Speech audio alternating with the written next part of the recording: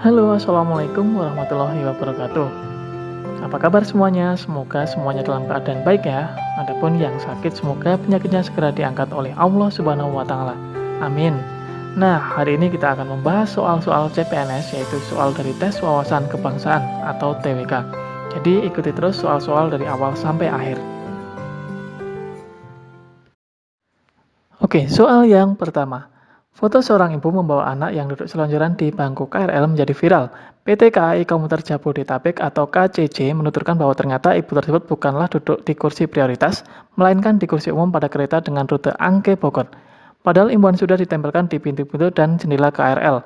Nah, jika kita cermati, sebenarnya hal-hal seperti ini tidak akan terjadi apabila ibu tersebut mengamalkan nilai-nilai Pancasila, terutama sila ke A1, B2, C3, D4, dan E5.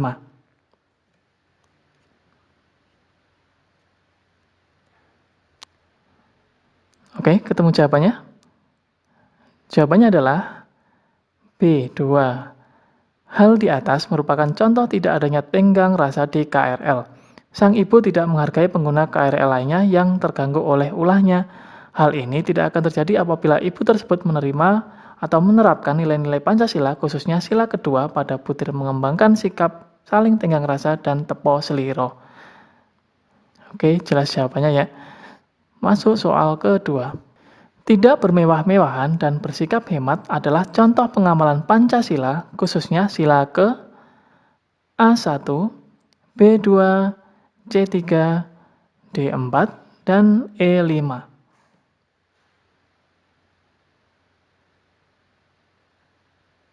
Oke, sudah ketemu jawabannya?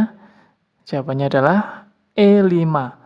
Jadi, tidak bermewah-mewahan dan bersikap hemat merupakan contoh dari implementasi sila kelima.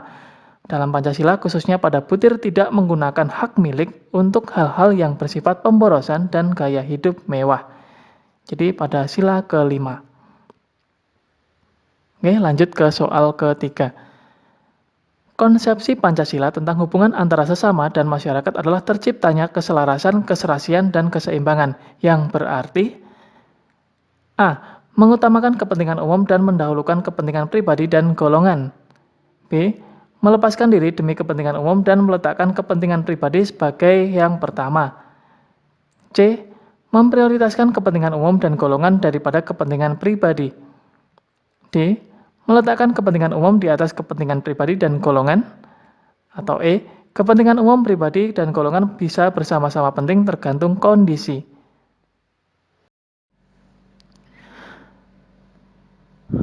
Oke, jawabannya adalah D. Konsepsi Pancasila tentang hubungan antar manusia dan masyarakat adalah terciptanya keselarasan, keserasian, dan keseimbangan yang berarti meletakkan kepentingan umum di atas kepentingan pribadi dan golongan. Oke, lanjut soal yang keempat. Untuk dapat menjadi bangsa yang maju, Indonesia berupaya meningkatkan kualitas sektor pendidikan. Salah satu caranya adalah dengan mengirimkan putra-putri terbaik bangsa untuk belajar dari berbagai perguruan tinggi terbaik di dunia.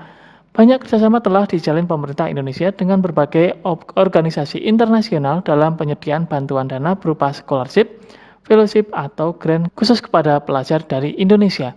Hal di atas merupakan bentuk dari pengamalan dari Pancasila, khususnya sila yang ditunjukkan dengan lambang A. Bintang, B. Rantai, C. Pohon beringin, D. Kepala banteng, dan E. Padi dan kapas.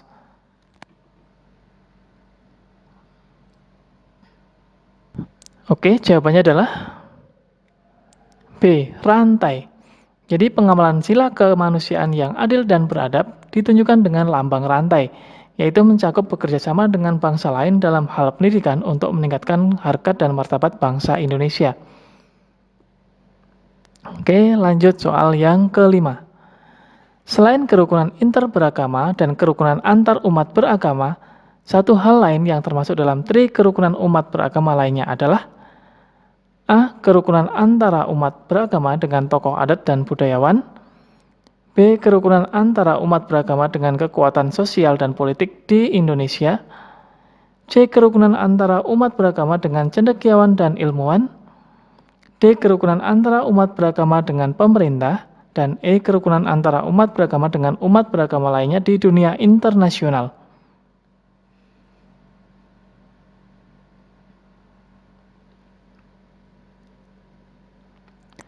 Oke, jawabannya adalah D, yaitu kerukunan umat beragama tersebut meliputi 3 pokok, yakni yang pertama kerukunan antar umat beragama, yang kedua kerukunan inter umat beragama, dan yang ketiga kerukunan umat beragama dengan pemerintah. Jadi ada 3 atau kerukunan umat beragama, selain antar, inter, dan umat beragama dengan pemerintah. Oke, lanjut soal yang ke-6. Pengamalan Pancasila dalam kehidupan berbangsa dan bernegara dapat dilakukan dengan cara pengamalan secara subjektif. Artinya, A. Menjalankan nilai-nilai vital secara pribadi dalam bersikap dan bertingkah laku pada kehidupan berbangsa dan bernegara. B. Melaksanakan peraturan perundang-undangan yang berlandaskan Undang-Undang Dasar 1945. C. Menjalankan nilai-nilai Pancasila secara pribadi dalam bersikap dan bertingkah laku kepada kehidupan berbangsa dan bernegara. D. Melaksanakan peraturan perundang-undangan yang berlandaskan Pancasila. E. Menjalankan nilai-nilai moral secara pribadi dalam bersikap dan bertingkah laku pada kehidupan berbangsa dan bernegara.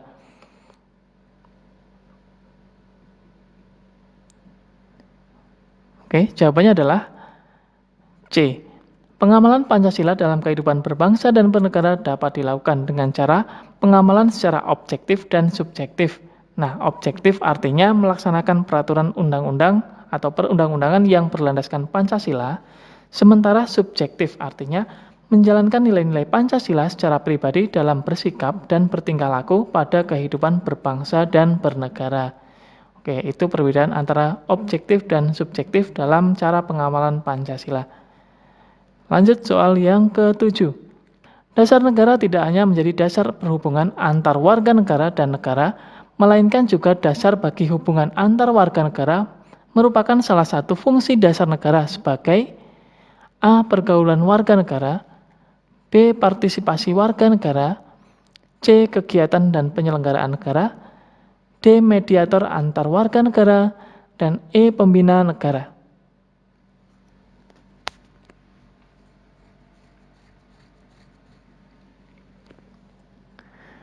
Oke, jawabannya adalah A. Jadi ada 5 fungsi dasar negara bagi suatu negara. Yang pertama fungsi dasar tegaknya negara, yang kedua penyelenggaraan negara, yang ketiga sumber hukum, yang keempat pergaulan warga negara, dan yang kelima adalah partisipasi warga negara. Nah, dasar negara tidak hanya menjadi dasar perhubungan antar warga negara dan negara, melainkan juga dasar bagi hubungan antar warga negara, merupakan salah satu fungsi dasar negara sebagai dasar pergaulan antar warga negara. Oke, lanjut soal nomor 8. Setiap tanggal 17 Agustus, rakyat Indonesia selalu merayakan Hari Kemerdekaan sebagai hari besar nasional. Kegiatan seperti ini termasuk dalam kapabilitas sistem politik. A. Regulatif, B. Responsif, C. Simbolik, D. Ekstraktif, atau E. Atraktif.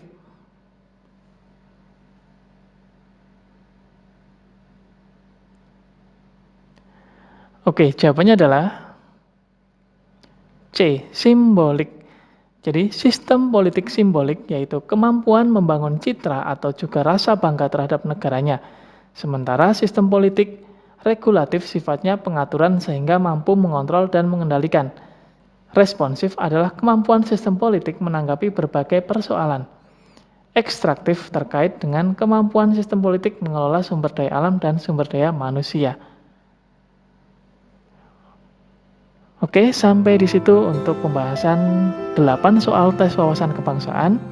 Ikuti terus channel YouTube ini, saya akan update soal-soal terbaru, soal-soal untuk pembelajaran kita mempersiapkan diri untuk mengikuti ujian CPNS tahun 2021. Sehingga yang mempersiapkan diri bisa berhasil dan meraih CPNS sesuai yang kita harapkan semuanya. Amin ya rabbal alamin. Assalamualaikum warahmatullahi wabarakatuh.